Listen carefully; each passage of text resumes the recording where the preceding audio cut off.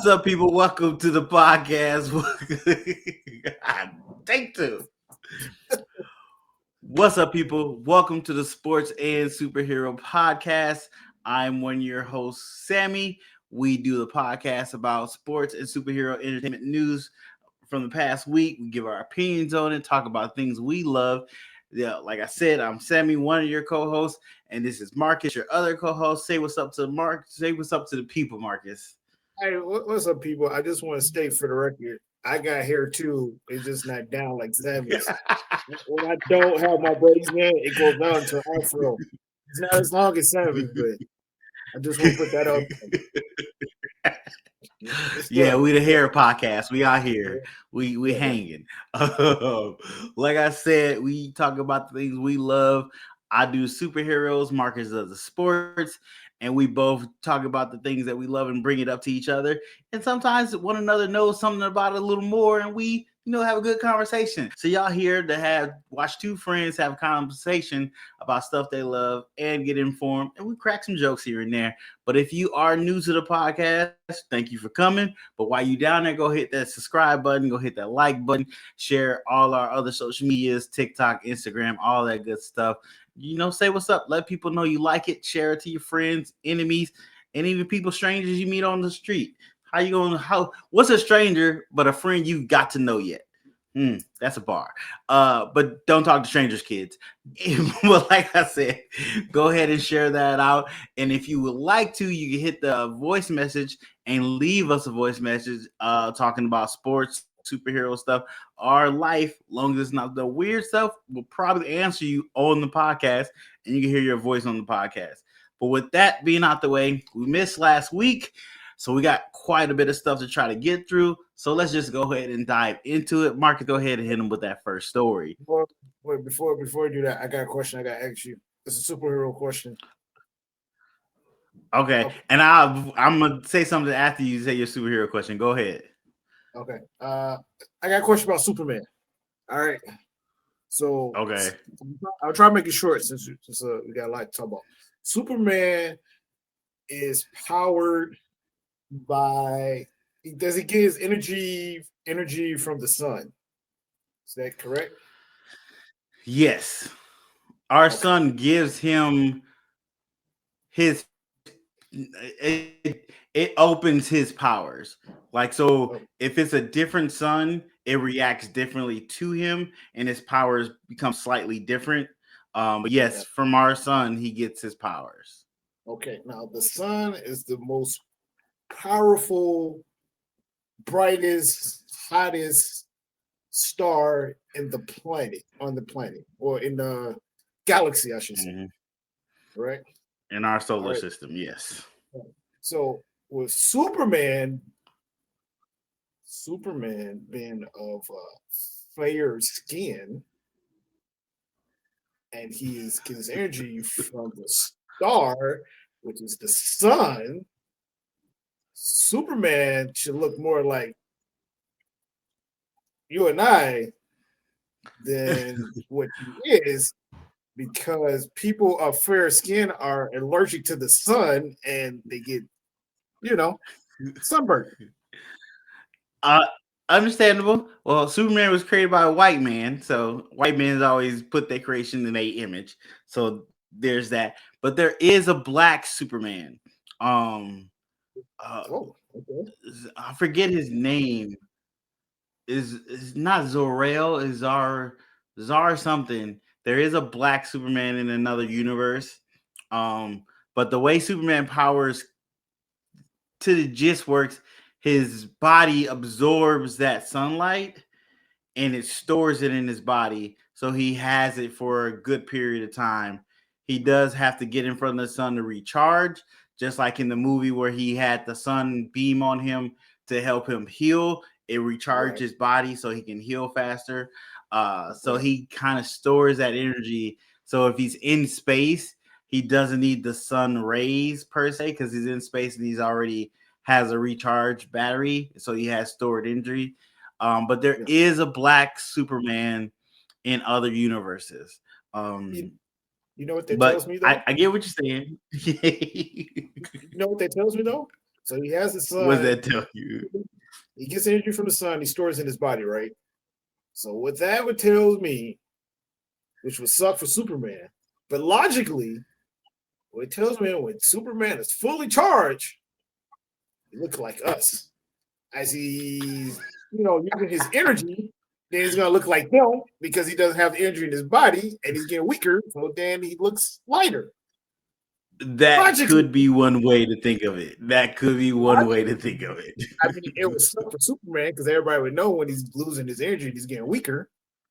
But I mean, they did do a comic where the regular Superman was black for a day or something like that. That comic kind of try to get rid of that comic and not talk about it too much. I think we've talked about it on here before. But yeah, that you're very true. Very true. He should look more of a melanin complexion. Understandable. All right. So my thing is shout out to Michael B. Jordan. I don't know if you was gonna talk about this, but shout out to him for winning the Oscar for Best Actor for this year. Shout out to him. Shout out to Sinners for winning a total of I think they won a total of 4 Oscars this season. I think one was costume, one was original screen writer. Ryan Coogler won that. And then the other one was music, I believe. So shout out to them. Touche. Sinners did go home with some Oscars and recognition. Just want to say that. Touche to them. Congrats to them. Looking for many more of them working more together with other movies coming soon. But like I said, Marcus, go ahead and hit us with our first sports story.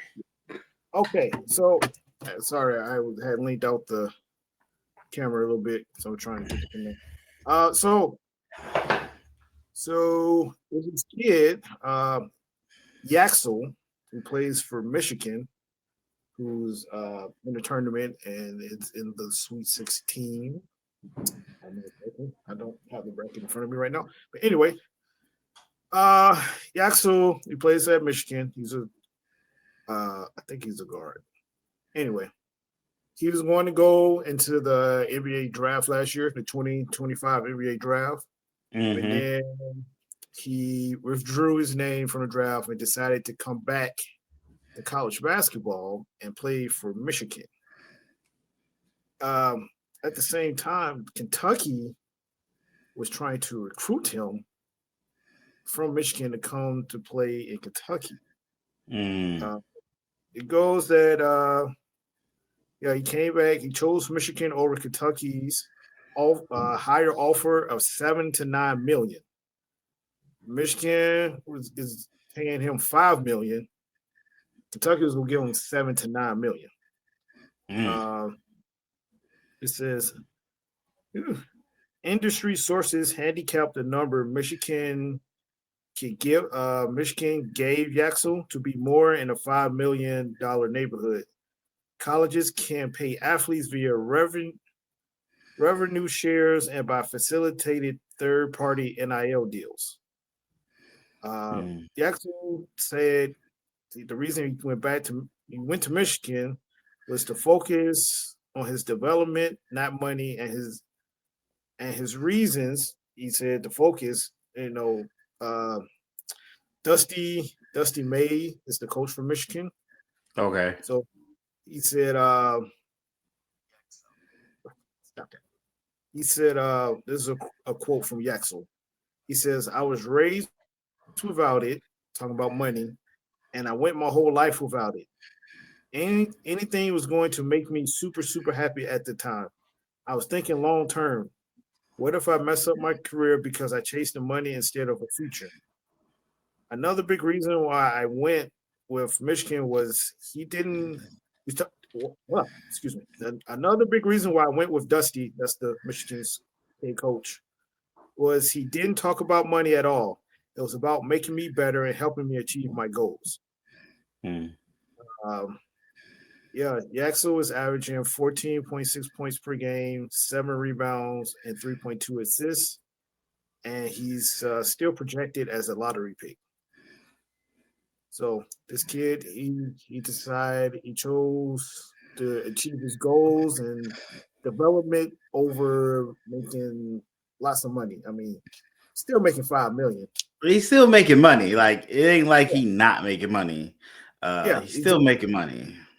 This is just not between 7 and 9 million. And Kentucky is out the tournament already. They got eliminated. They had one. It's been exciting.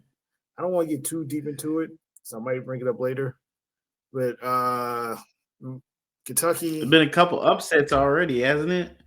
Oh yeah, there's been a lot of upsets. But Kentucky had won a game in overtime where they had hit a three just at the buzzer, just past half court in the game of overtime, and they ended up winning. Yeah, I seen that. Like you can see the coach was like, "Well, there it goes," and then this player came down and hit that three. He's like, "Well, we're back." But I'm sorry, I got to talk about Kentucky, but Sammy, if you were in that position and your son was making $5 million at a school, and another school's offering him, we'll call it $8 million. We'll say in the middle, offer him $8 million to transfer. What would you tell him? I mean, he already getting paid. He most likely going to go to the NBA. What is the league minimum in the NBA for rookies? Well, yeah, I know for sure it depends on where you're drafted. Okay. Because lottery picks get paid more money than if you're in the top 10, you get paid more than out of it.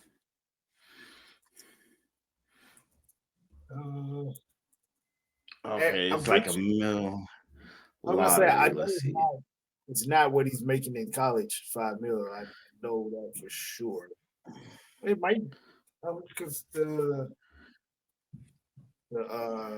contract is always going up every year. Yeah, I mean, $5 million is a lot, and if you can't establish yourself with $5 million, what are we doing? With the chance to improve your game to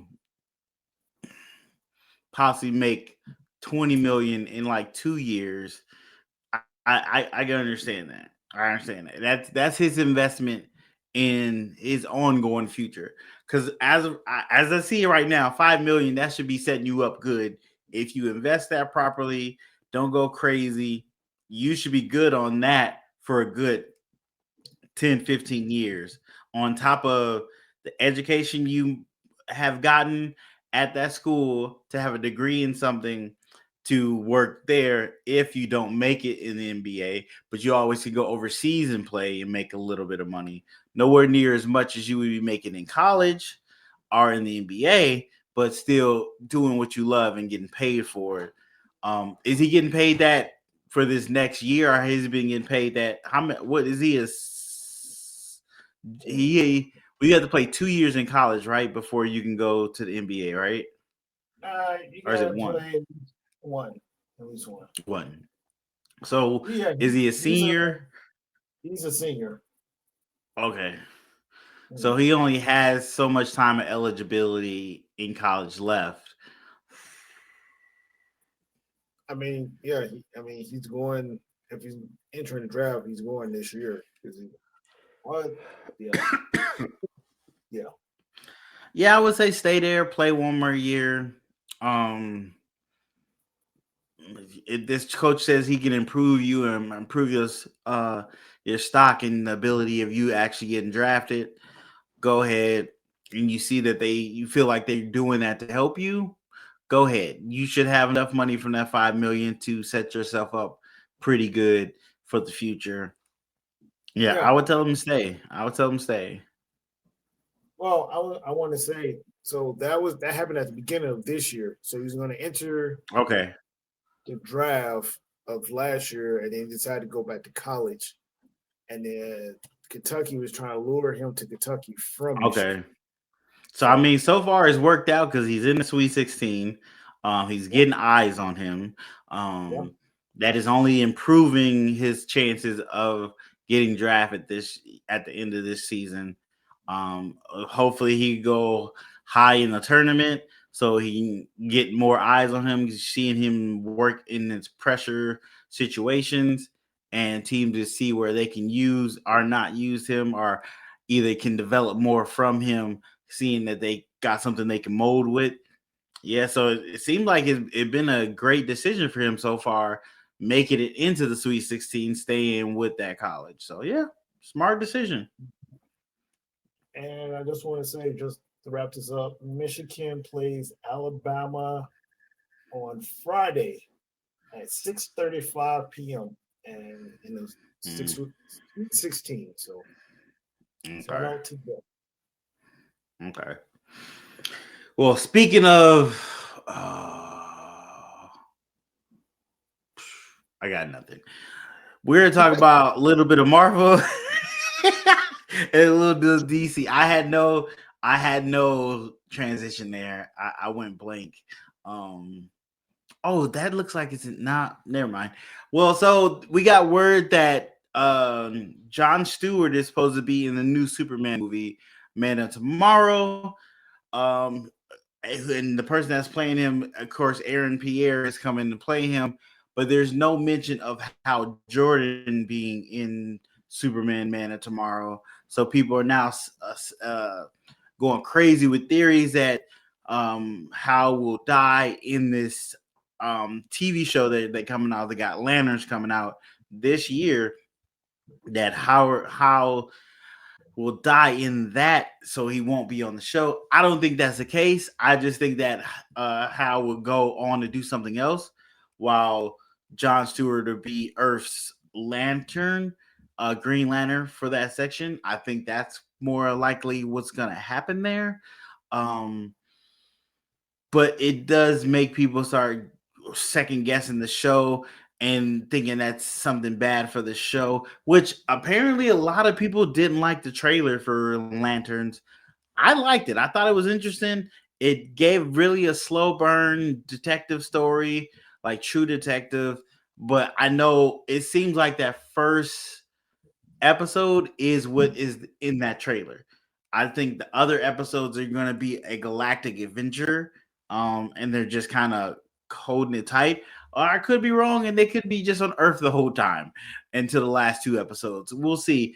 I thought it was interesting. I'm interested to watch Lanterns because it gave me a kind of fresh look of a superhero genre storytelling show. It very much reminds me of The Watchmen. I know we talked about this before, but it reminds me of The Watchmen. And the person that wrote the Watchmen TV series is working on the Lanterns TV series as well. So super excited for that. On top of that, we got Marvel giving a green light to Wonder Man season 2. Yes, they give a green light to Wonder Man season 2. I did not think that was going to happen, but they're making a season 2. I am very interested to dive back into that story and that world that they started to build.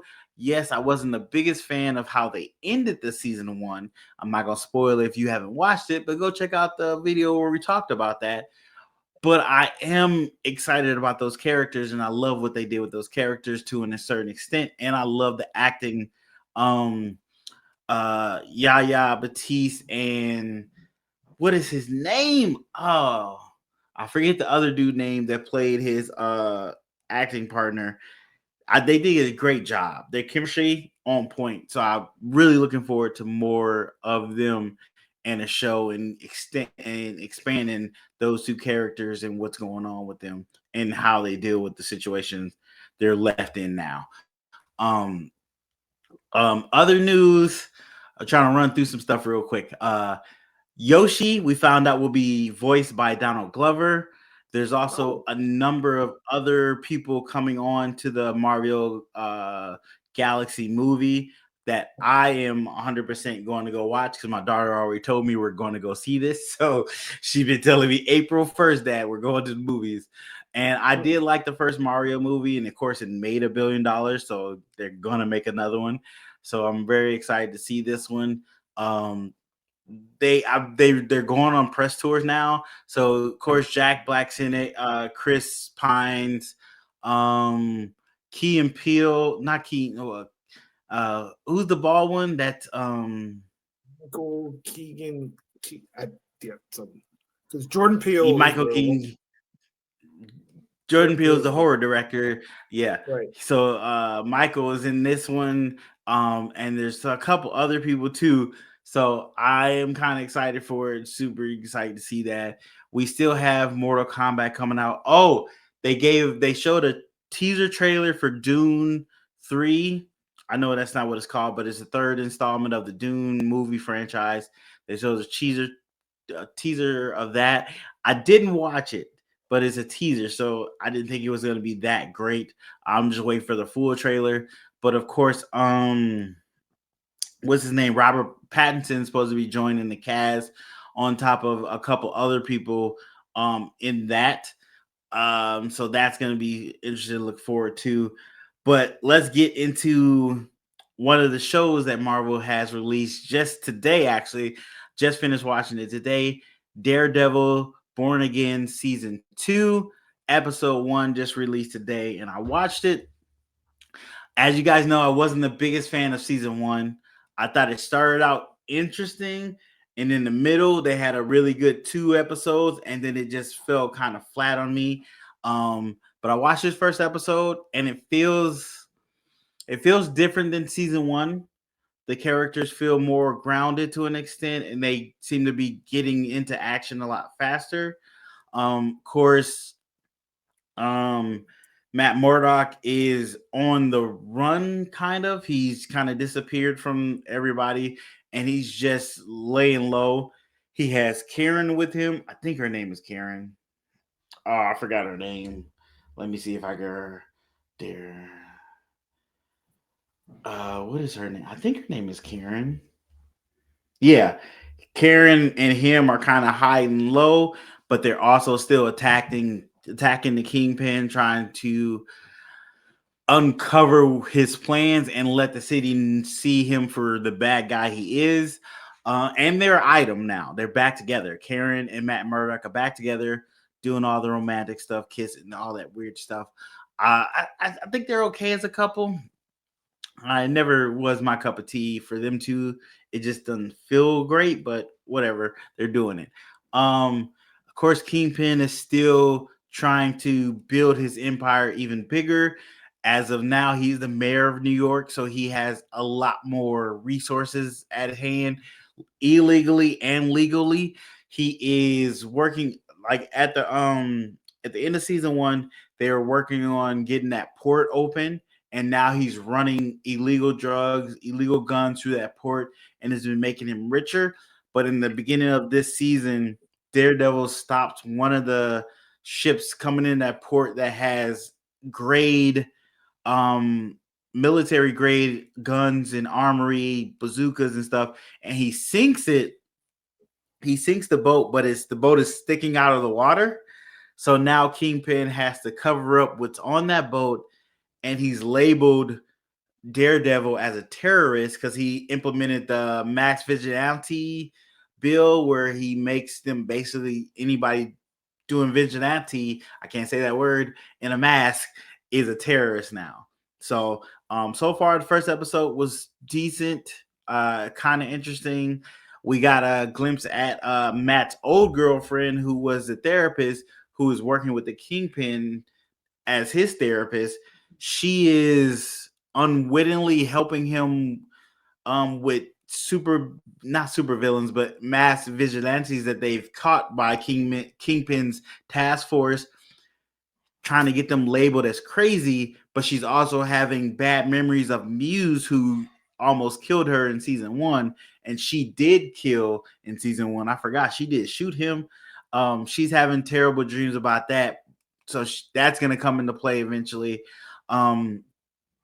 Anything else? Oh, and then you have BB, the niece of, I forgot the dude that got killed in the regular Daredevil that was a reporter, but his niece is doing the same thing he's doing, but she's kind of put a spin on it where she's doing good reports about what Kingpins are doing, and then underground reports about this people not liking it in the city, how it's hurting the city, and how Kingpin is a villain and all this, and a criminal, and is using all this stuff. So she's gonna be wrapped up in the story too. But the last episode I ended where Matt's cop friend gets beat up. Spoiler for this episode if you haven't seen it. I should have said that at the beginning. But Matt's cop friend gets beat up and dies when the task force is coming to get him, and Matt comes to save him. But I think he has a heart attack and he dies. The task force actually captured Daredevil and was pulling off his mask and realized that it was Matt under the mask. And they're like, "Oh, Matt Murdock, but you're blind."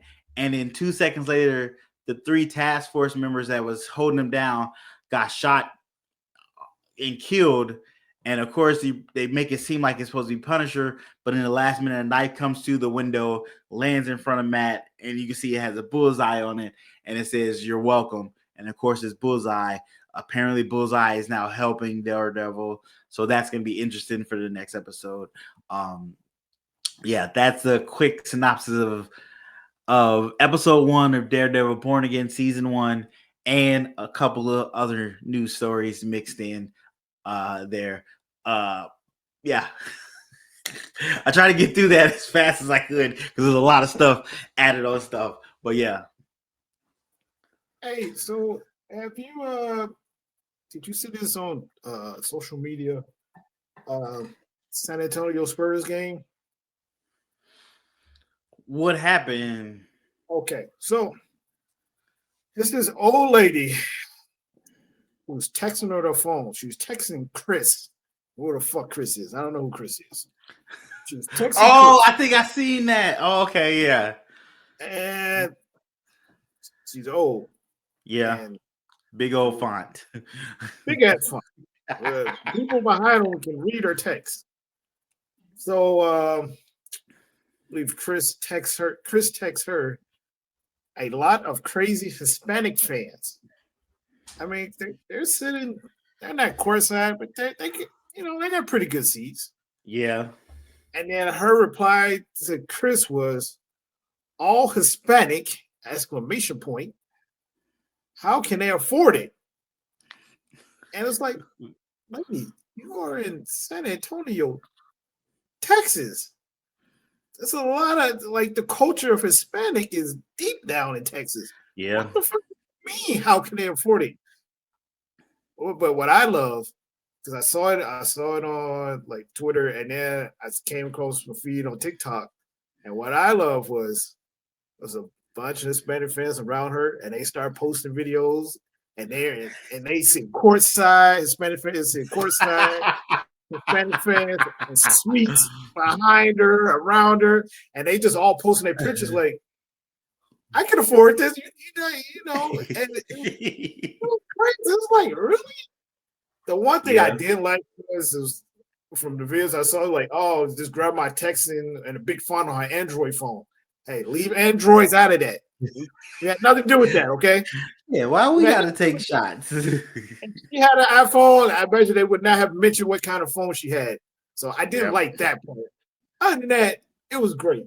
So, and then, that game, that was a Thursday night game. San Antonio was playing Phoenix, and San Antonio won the game by 1 point.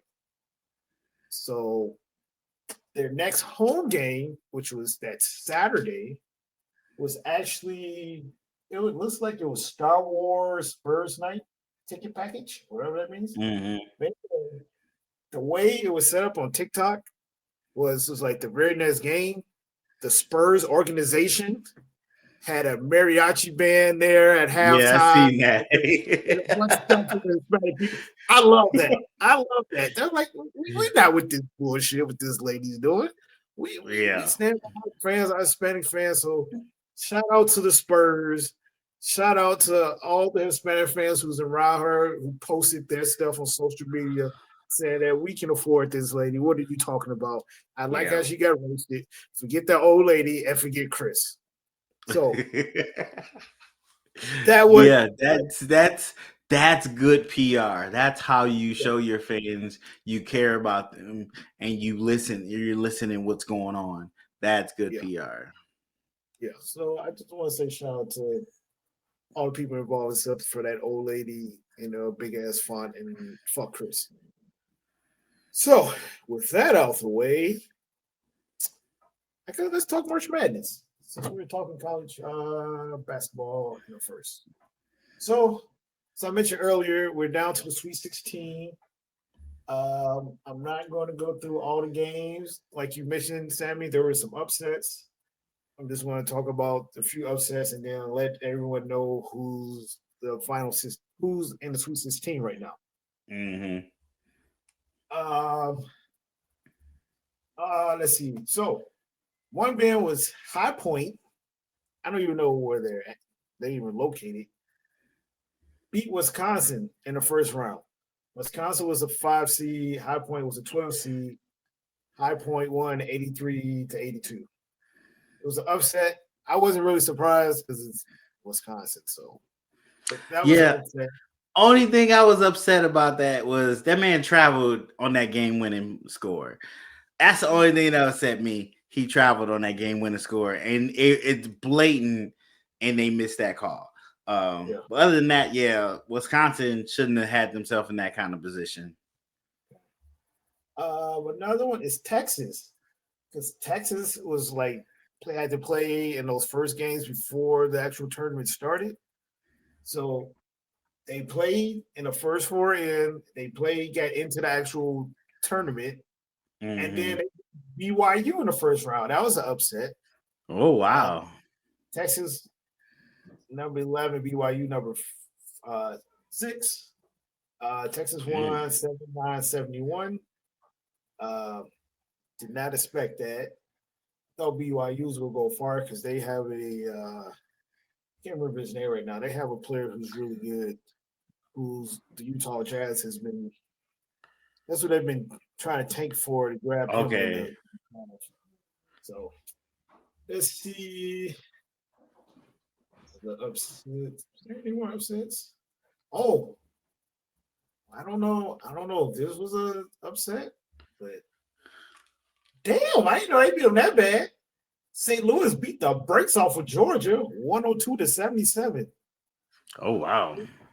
And the first, see, I haven't seen. I saw little to any games. I had to work all last week. I worked like a 6-day stretch, so I miss a lot of basketball. Now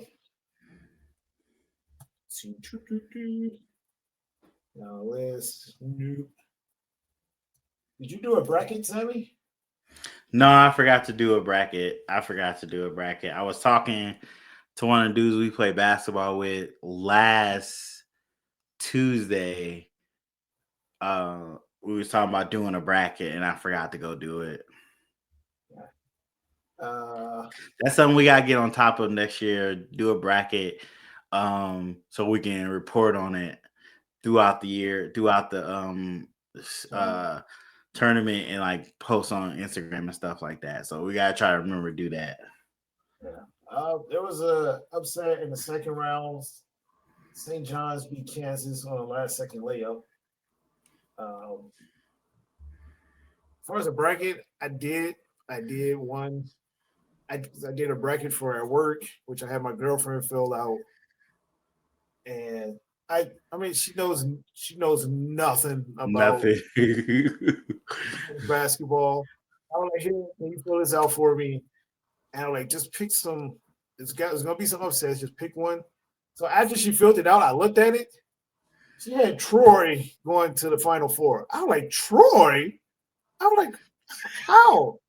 She was like, I was picking colleges I heard of. I'm like, you've never heard of Troy before. So she had, in her Final Four, she had Duke versus Troy, and Arizona versus Villanova.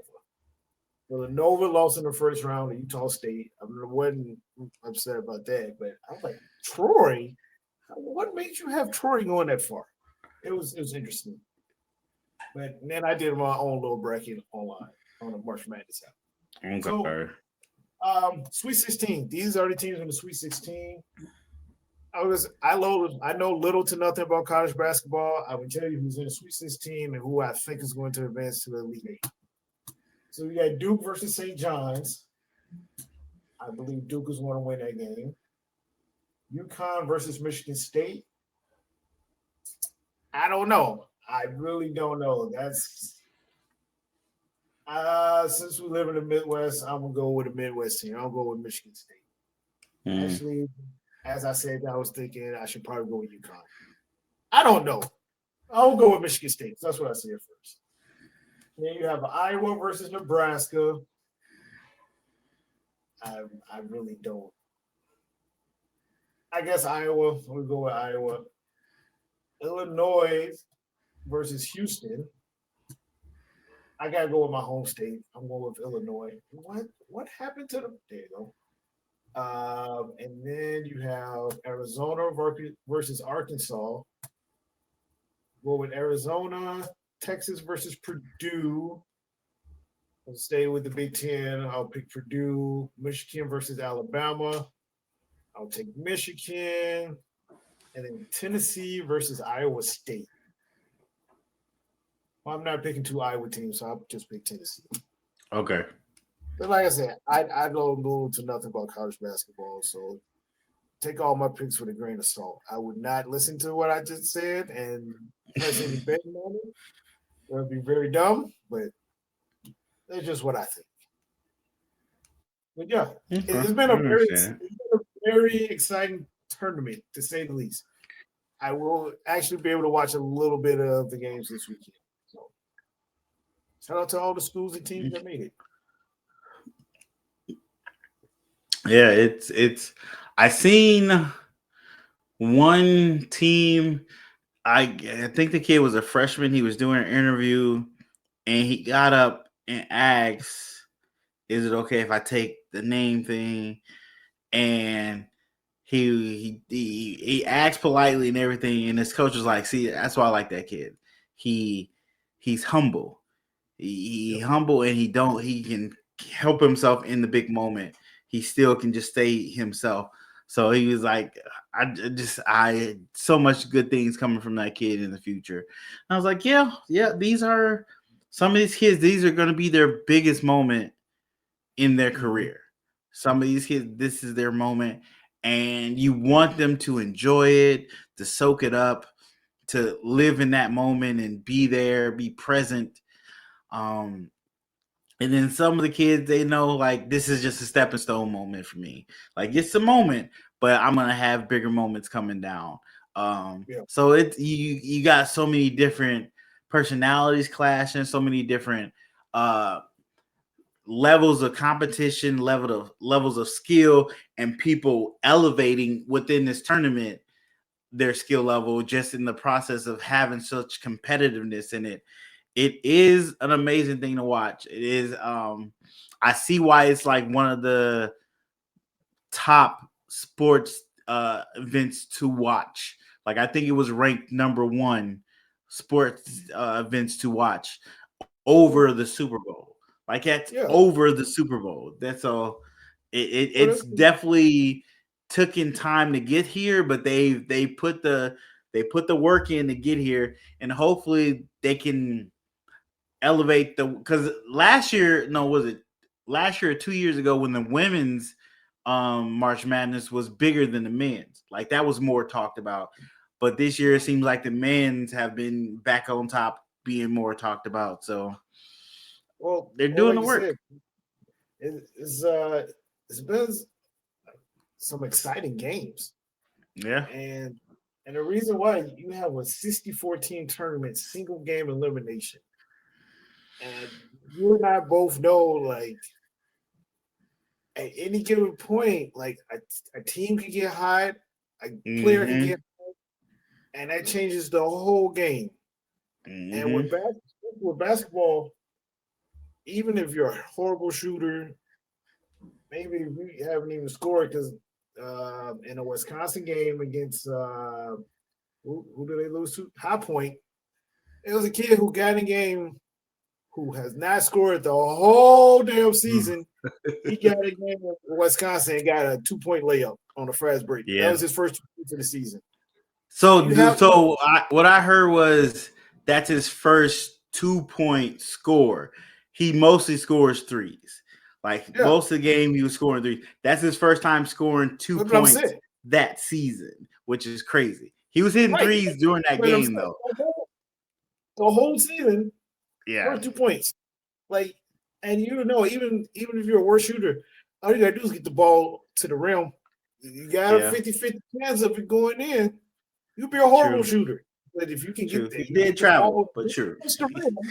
You get the ball, touch the rim, there's a chance for it to go in. So, yeah.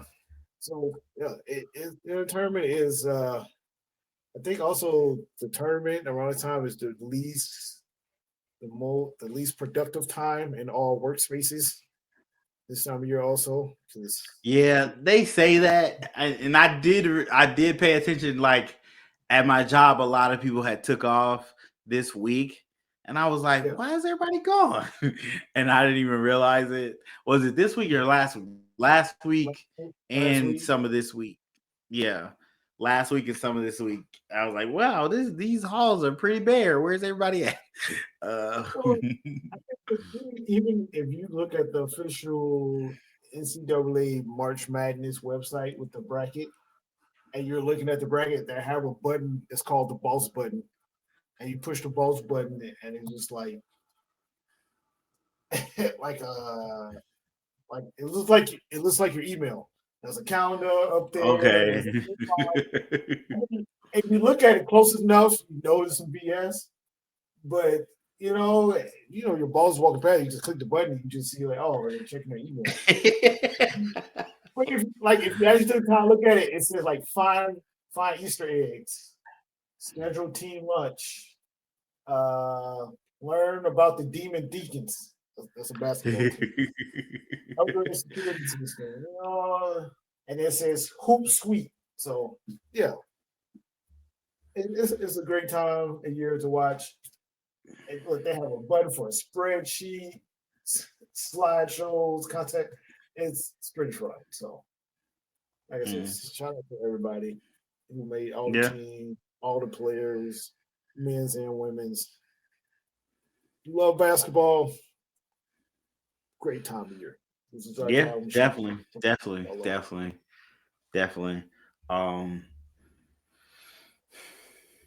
Who got? Dang it! Thought I could read it real fast and get. I think it was her. So I don't know who that is, so we're not gonna talk about that. Speaking of crazy times, the first trailer for the live action Moana came out. So this is, if you don't Moana, you watched Moana before, right? Oh, go ahead. The Disney Moana where she with Maui and the thank you song. Okay, so go ahead.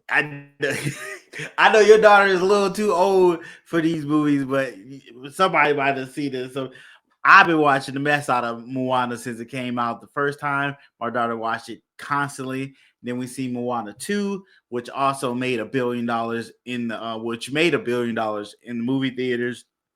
And now they're making a live action Moana. And of course, The Rock plays Maui, the demigod. He voices him in the movie, and now he's playing him in live action.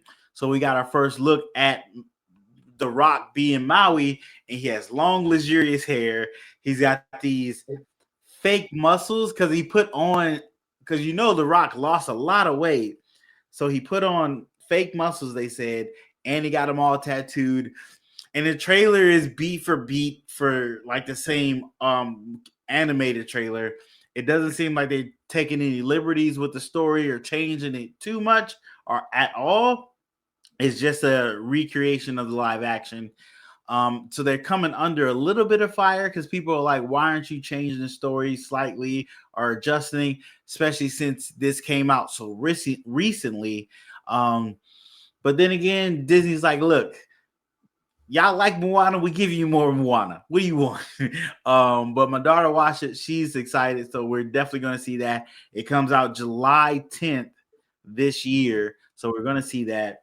On top of that, Disney Marvel has added I think 2 to 3 slates for movies. So the first slate for unknown movie is February 18th, 2028. Uh we're not sure what movie is going to be in that spot, but then they have 2 movies coming out in 2029. So May 4th, they have a movie coming out, and July 13th of 2029, they have a movie coming out. So Marvel did say they were going to slow down on how many movies and shows they were putting out throughout the years. So they seem like they slowed down to 1 this year, 1 next year, and then 1 in 2028, and then they're going back to 2 movies in 2029. So as of right now, anybody's guess what those 3 movies on that slate is. After Secret Wars, everything is kind of up for grabs, and we're not sure what's coming out. Um, I know there's one more piece of news I want to throw in there. We can talk about that when that comes up. But now we're gonna talk about. Oh, well, I guess talk about this. Robin Kirkman, who created Invincible, Walking Dead, and a spew of other comic books, kind of spinning off of Invincible. He has stated that he wants the Invincible animated show to come out every year, like not have such a long hiatus. He wants it to come out every year, and he's trying to make sure it happens. The season 5 comes out in 2027. I don't know if that means slightly weaker animation, but they're working on trying to make that happen, which I understand the long hiatus do hurt shows, so I get why he want to do that. But you do want quality coming out too. You don't want bullshit. So that's a hurdle he has to find the fine groove in it. But speaking of Invincible, season 4 has started. I've watched the first 3 episodes. The 4th episode actually came out today when we're recording, so I haven't got the chance to watch that. We will talk about that one on the next podcast. We'll do 4 and 5 at the same time. But with episode 3, we kind of come back into the Invincible world after the Conqueror got beat by Mark and Adam Eve almost dying. Where is that at? I lost that. Dang it, I lost it. There we go. We see Mark dealing with the ramifications of those fights and him coming to the term that if he would have killed a lot of these bad guys the first time, so many other people will be alive. So now he is grappling with, does he kill a supervillain that first time he meets them, so not to give them a chance to come back stronger, better, and kill more people the second time? The age-old issue with superheroes: do you take the villains alive or do you kill them to stop their reign? And now Mark is dealing with that. Cecil is a guy that knows you kill him. Cecil has no crimes in it. He's a murderer, and he's taking that on his shoulders to be able to handle that and not make other people do that. And that is one of the things Cecil tries to get through with Mark, even though Mark's like, I don't want anything to do with him. He's like, I get it. You don't want to work with me. I understand. But you are a nuclear bomb walking around. It is my job to make sure you're on our side. Also, it is so hard to make that decision to kill someone. He was like, why don't you let me make that decision and not have it on your shoulders? And Mark's like, no, these are my actions. I will own those actions. I don't want anybody dictating my actions, which I can understand. And he's also trying to prove he's not his father. He's going to continuously always have to try to prove that.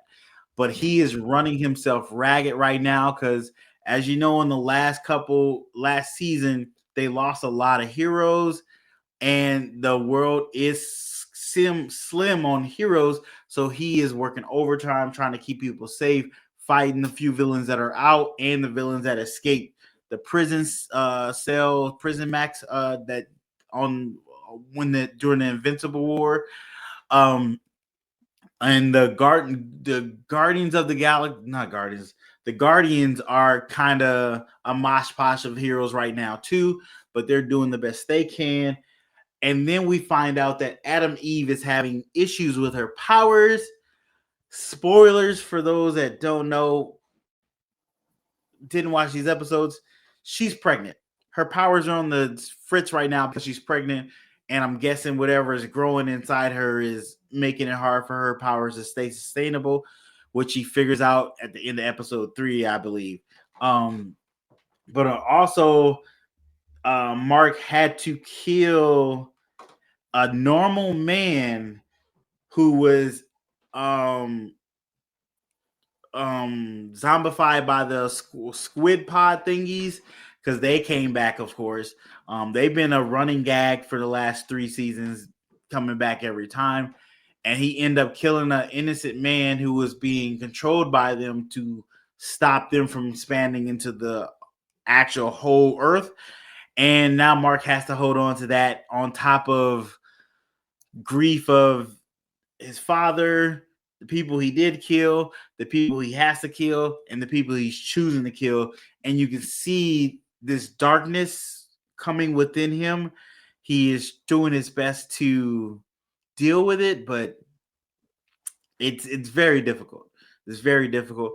And of course, those green aliens that age when they come in our atmosphere came back pretty bad, ready to beat them again. And this is when who was it? Robot, who was Rex, argued with Mark about he shouldn't kill people, but then he started to see that in certain situations, to stop a threat, you have to eliminate it. And in the process of them fighting these aliens, they figure out how to stop their ray to keep them from aging in our atmosphere, but you had to go into their portal and go to their world to do it. Rex and Monster Girl did that and got trapped in that world because they were trying to end that fight and kill them all. But they closed the portal and stopped the other heroes coming in. And now Rex, Robot, and Monster Girl are going to be stuck on their planet. So they're going to be off on their own adventures. While this is all happening, Alan the alien is with Mark's dad, Omni-Man, and they're in the process. They escape from the Vitramite thing, and they're in the process of gathering weapons that can defeat the Vitramite. I always say their name weird. Don't judge me on that. So he went to the space, which he wrote in his books about these weapons. The space guy who has the gun, they found him. They got him on their side. They went and got those Rexy dinosaur creatures. Or they tried to. They almost died doing that. They went to try to find some other things that actually are vulnerable to that. Are vulnerable to. I can't say the words. I'm just gonna not say it. But some of the things that they were looking for either as died or expired or not where they were supposed to be. But they are slowly getting people to get ready to fight against the Vitranites eventually. But in the process of this, Omni-Man tells him, he's like, I'm helping you do this, but I'm not going to fight in this war. I'm not going to fight. I'm just helping you get these things to beat my people. I've come to terms that, yeah, what we're doing is wrong and the way we're going about it is wrong. I will help you beat them, but I won't help you fight them. So Alan is trying to convince him to fight, still help him fight because he's one of the strongest beings they have. And in this, Omni-Man tells Adam about how how do you pronounce their names? I always pronounce their names so weird. Um, how his world became the way it is, and who was the betrayer that set them on this path to becoming like so dominant and trying to dominate the world.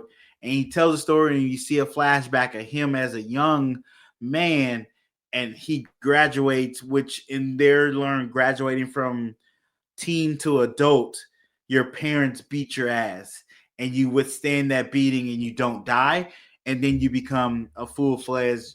I gotta learn how to say their names, but you it's like what is it? I gotta listen to somebody else pronounce it, and then it just take a little. But then you become a full blown venture nut, and then you own that on. You become working in their stuff. But then we found out the scourge virus was actually developed by one of their own people who they called the betrayer, and he's the same guy that works for Adam. He's the head guy fighting the planetary war guys fighting. And it's very interesting to see their story and see what they all have come overcome and still want to enslave so many other people. And it's very much Nazism because they feel like they're doing the world a service and they're helping the world, even though you're killing so many people to rule them the way you want them and not let them have freedom. So that's a terrible thing. But so far, first 3 episodes, great. Great. This is one of the greatest animated adult animated shows. And Robin Kirkman has been taking his time to change things, change characters, change the way things are shown. A lot of people get upset with some of the changes he's made, but I think it's for the better from where the comic was to where it is now. Changing characters' sex or changing their race to let this world be more lived in, where it seems like there's more people than just white people in it. You see a different diversity of people, and it makes more sense in this world. And he's touching on not only racial relations, uh, gender roles, and all these other things, and he's mixing it in, and it works really well. It's working really good. So excited to keep watching. Um, Conquest got away. So Cecil has to answer the mark about why Conquest was kept alive because Conquest got away, and then we saw the introduction of Thrad. Thrad is a beast. This dude is supposed to be the strongest one of them all, and I can't wait to see him fight and see him throw hands. It's gonna be so interesting. But that's all the stuff I can remember without. Oh, I forgot that guy. What's his name? Uh, he wasn't in the first episode. Shit. That guy, the rock guy that took over for the other bad guy with the machine head, he's back in the story. Apparently, the dragon guy, I forget, I don't know half these people's names. So it's so many characters. They're really good characters. Don't get me wrong. I just wish I remember the name. But the dragon guy is back trying to kill the rock guy, and the rock guy uses what's Mark's brother's name? Dang it, what is his name? 1 second. Let me figure. What is his name? Mark Raisin, Davey. No, angry. What is his name? I forget Mark's brother's name. But he ends up. Mark asks his brother to go help him because he has an Invincible Inc. Company that 24-hour superhero service. So he sends his brother, and his brother ends up fighting for the rock guy to fight the uh, dragon guy, And Mark comes, finds out it's him, and start beating his ass. And he says, "Hey, I was only trying to help my family." And Mark leaves. And the dragon guy leaves, but then the rock guy and the dragon guy get back together. I know you guys are mad at me because I don't know these people's names. I'm gonna do better and remember people's name. Titan, I think it's Titan. Yeah, I think it's Titan. Titan is the rock guy, and I do not know what the space guy's name is. I mean the dragon guy's name is.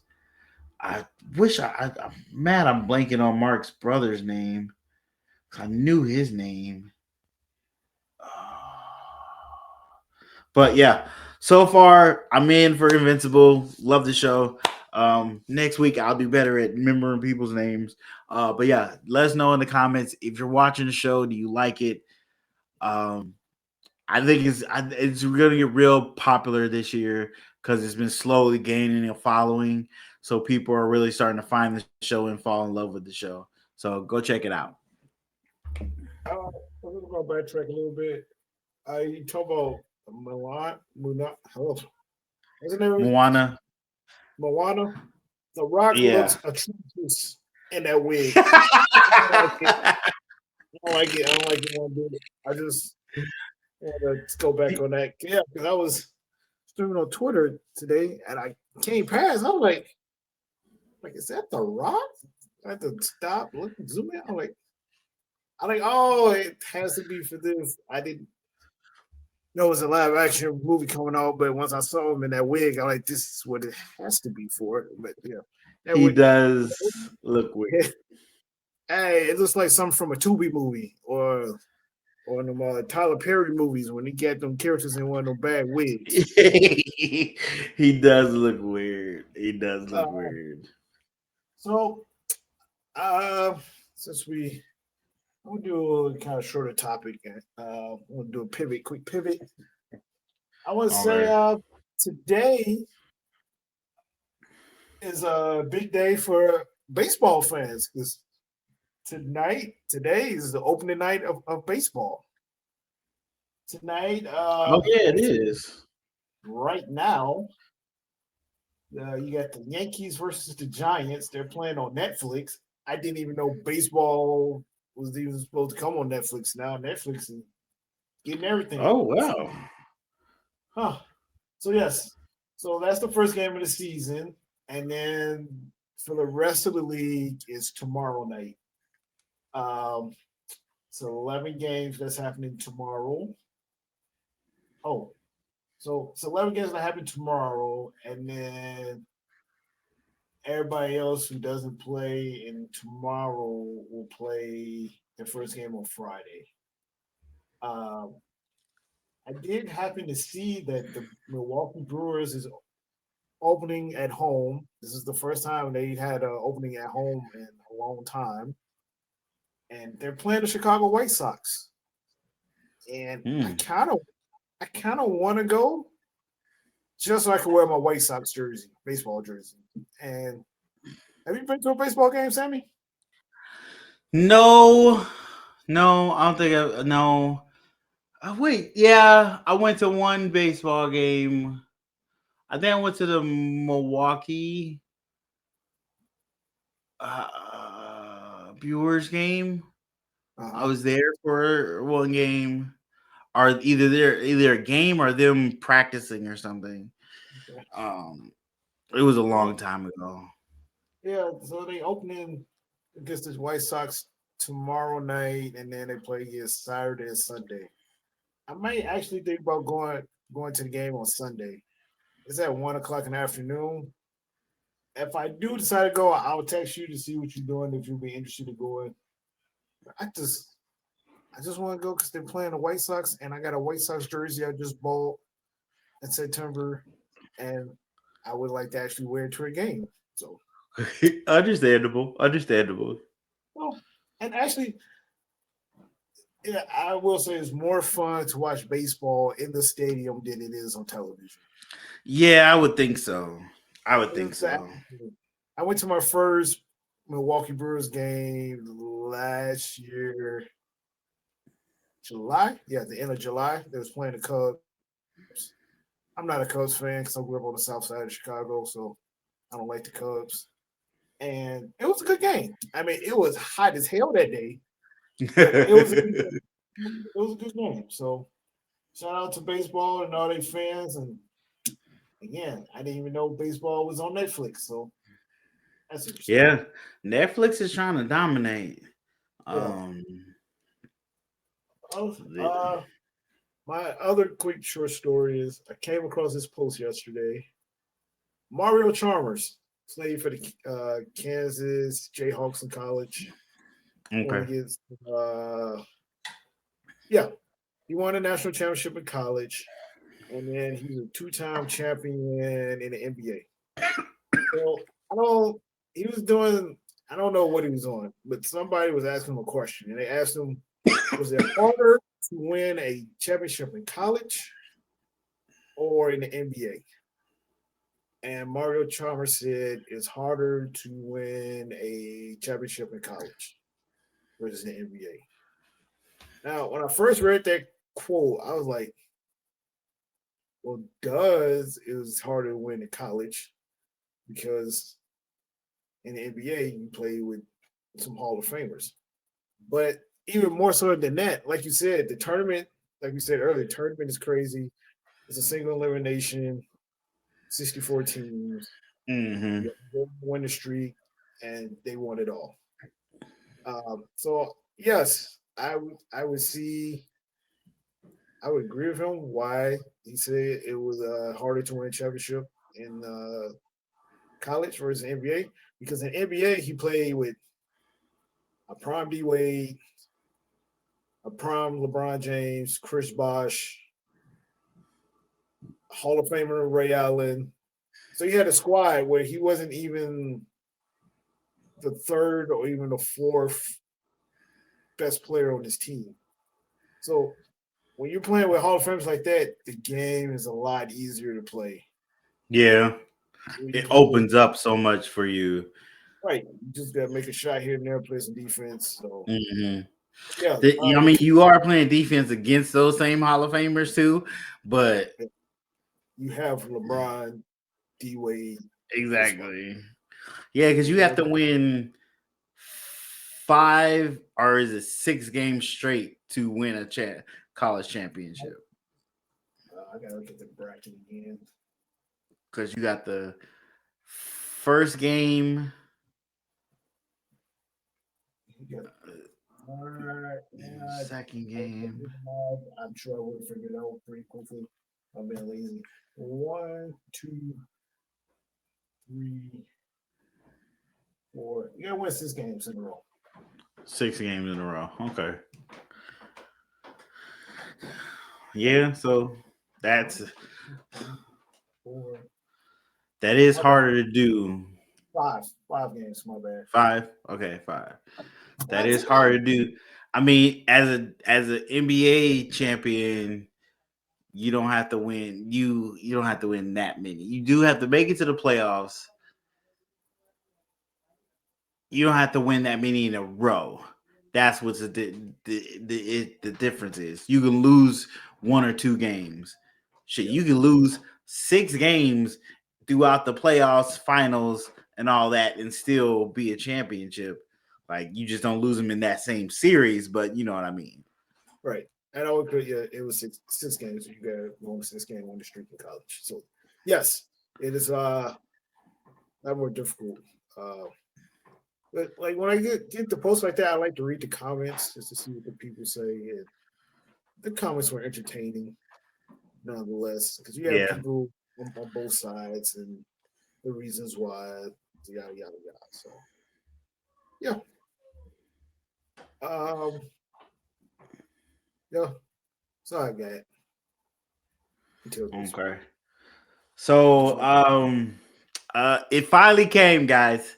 Finally came. The Spider-Man brand new day trailer came out. We've been waiting. I know I've been waiting for a long time for this trailer. There's always been this rumors that the trailer was going to come on this day. It was going to come on that day. And every time that day didn't show up, no trailers, but it finally dropped. And it has blown up the internet. Like it is now the top trailer to be viewed in one day. I think it hit 259 views, maybe. Oh no. I think it hit. Okay, this thing says 718. I don't think that's correct. I think it was 200 in the first 24 hours. Maybe it is. Jesus freaking Christ. So I think it is 718 million views in the first 24 hours, making it the biggest movie trailer or video game trailer to be watched. And that's crazy. That's crazy. But Spider-Man is a beloved hero, 100%. And people like Tom Holland as Spider-Man. They like his Spider-Man. And this is the Spider-Man people have been wanting to see because it's Spider-Man back where he's broke, has nobody helping him, and he's on his own.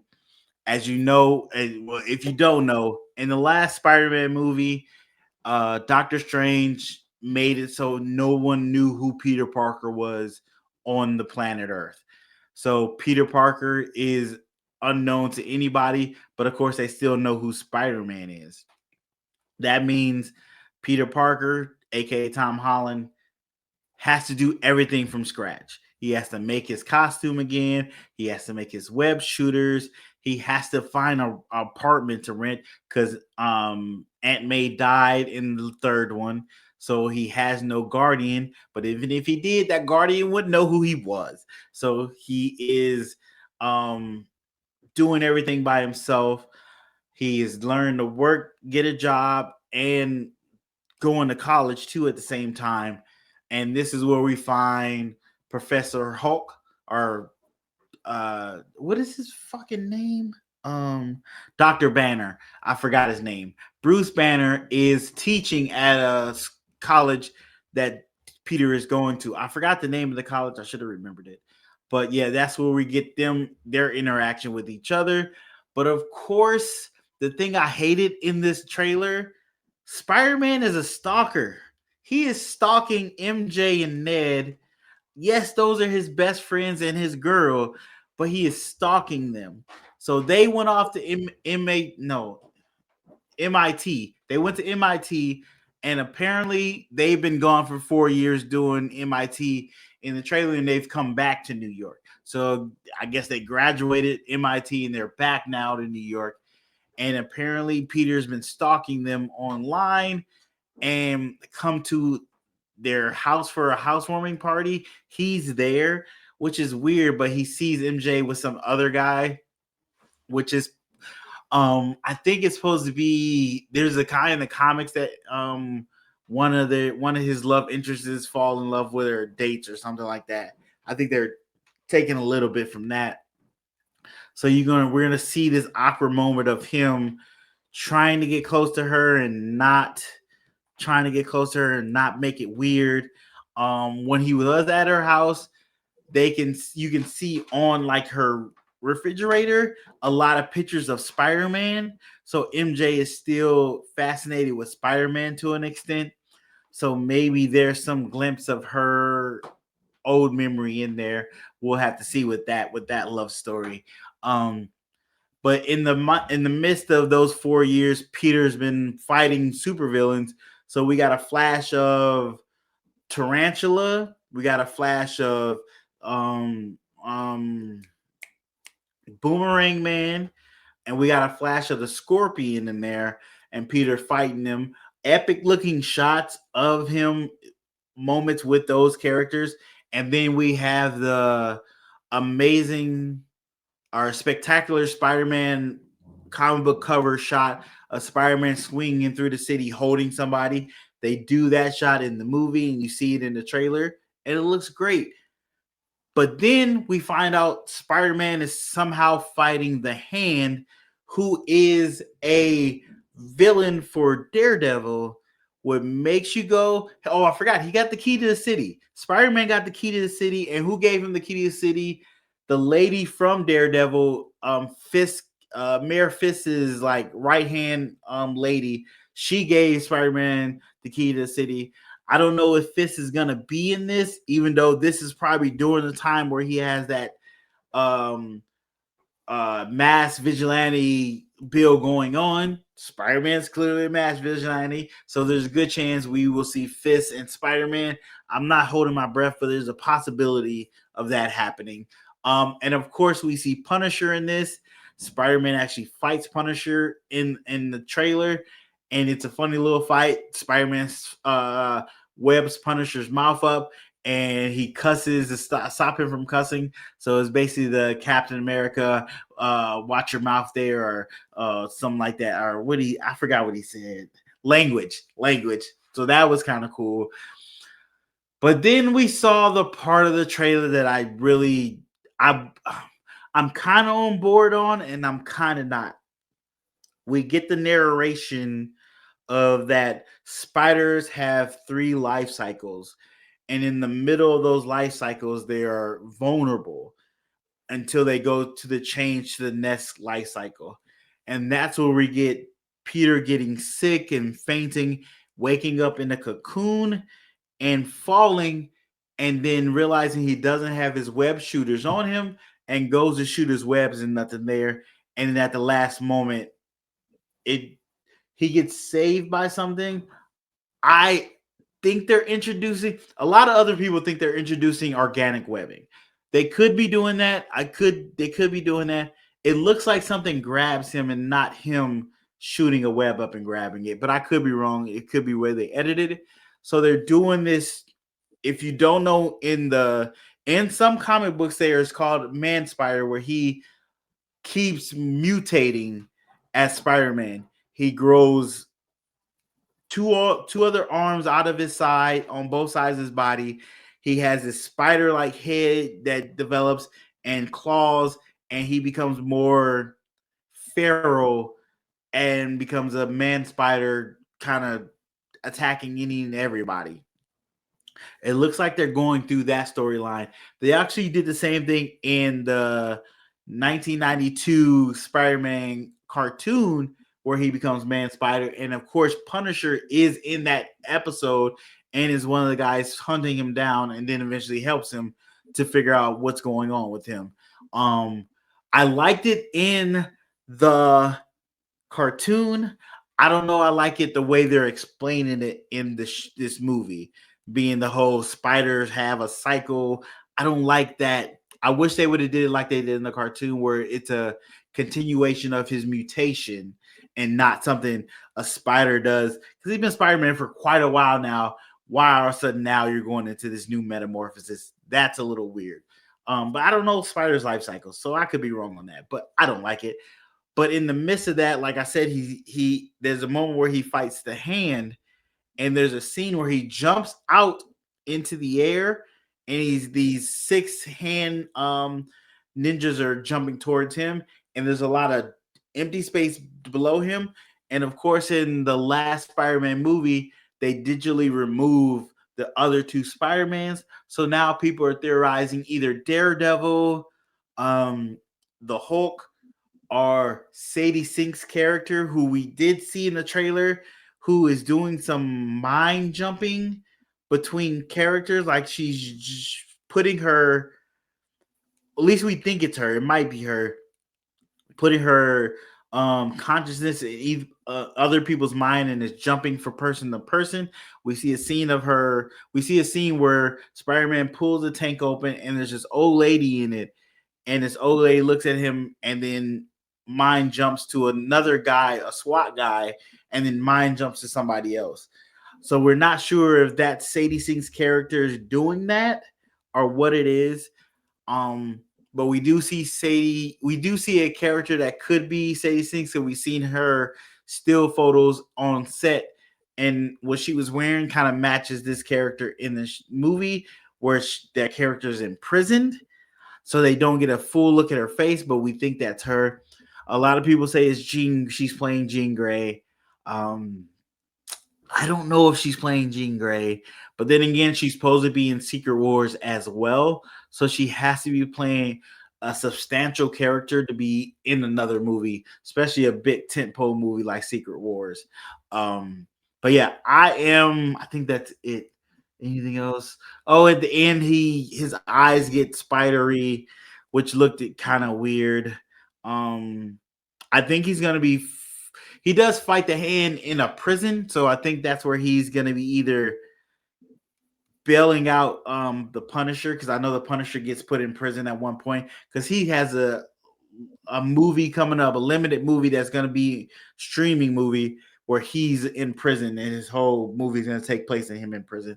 So I think he's bailing him out there, and I think that movie comes out before this Spider-Man movie comes out. So we'll see. All right, probably the end of this Daredevil Born Again season 2, where we'll find out where the Punisher is, and then the Spider-Man movie. So somewhere in that timeline. And like I said, we still have Hulk in here, and Hulk is wearing that controller, that gamma controller. So of course that's gonna come off, and he's gonna turn into Salvage Hulk, or what is it? Yeah, Savage Hulk, and Spider-Man's gonna have to fight him. There's another theory that people are like, of course, Bruce Banner doesn't remember who Peter Parker is, but the Hulk remembers Peter Parker because the Hulk wasn't affected by the spell that Doctor Strange cast. I don't know. That could be cool, interesting. We'll have to see. But overall, I'm still excited for the movie. I'm still excited. And a lot of people were talking about the visual effects. Like Marcus, they pulled up visual effects for the Amazing Spider-Man 2, which was over 15 years ago, and compared it to the visual effects of this new one. And they're like, the Amazing Spider-Man 2 looks better than this visually with the CGI and stuff. And I'm like, yeah, what are you gonna do? What are you gonna do? The visual effects could not be finished too, so that's a possibility. But what are you gonna do? What are you gonna do? But overall, super excited for the Spider-Man movie. Will be gonna see that day one. Probably gonna buy my ticket a month before it comes out just to make sure I got it. And we will be doing a review on that. We're gonna go crazy on that. Well, I'm gonna go crazy. I'm gonna talk about it all day. But yeah, because that's one of my favorite superheroes. So it is what it is. But let us know in the chat, what did you think about the Spider-Man trailer? What did you like? What did you did like? What do you think I missed? I know I missed some stuff. I know there's a lady with a little bit of white streak in her hair when he runs into the bus. People are saying that's Rogue, or that's a Rogue Easter egg. It was good. It was cute. It was understandable. I liked it. But let us know. I know a lot of people are still upset there's no Mr. Negative in this. And some people still think there is the devil guy. I forgot his name. I just blanked on his name. He was in Ironheart's TV show. Mephisto. He's supposed to be still in this, or some people believe he's in this, even though the name of this movie is based off a comic book of that same name, and in that comic book, Mephisto's in that, so that's why people believe he's going to be in that, one of the big strong things. But still excited, still interested. Oh, side note, uh, Invincible's brother is Oliver. And people got upset about that. This is a tangent on something else. People are upset with Oliver right now because as he ages, he gets lighter. So he has two different genetics in him. He got the I gotta learn how to pronounce their names. The Vitramites and those bug people. So the bug people make him accelerate aging, but that Ventromite DNA is so strong that it's slowly overtaking the bug DNA. That's why he's turning from purple to light pink. He's going to have the same look as his father eventually. He's going to be a white man eventually. That's why he's just a light-skinned man right now, people are saying. So that's that. But that's all my news. Oh, that was a lot.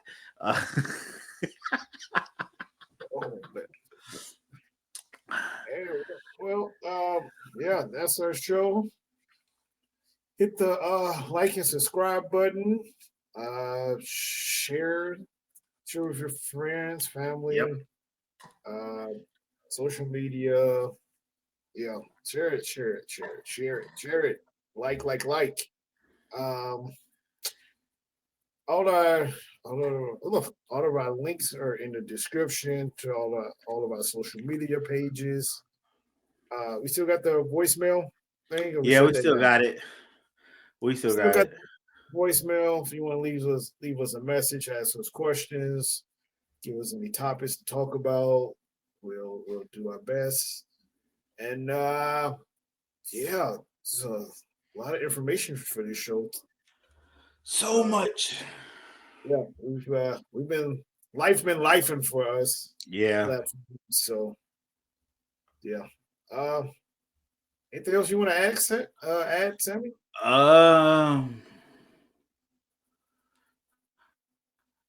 Be nice to somebody. Just don't be a dick.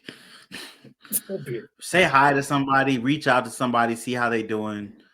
That one small thing could impact somebody's life in a great way and make them be able to go another day or push forward another month. See, my dog agrees. Be nice to people. I think there's no better way to end the show than with positivity. So that's our show. We'll see y'all next week. Peace. Peace.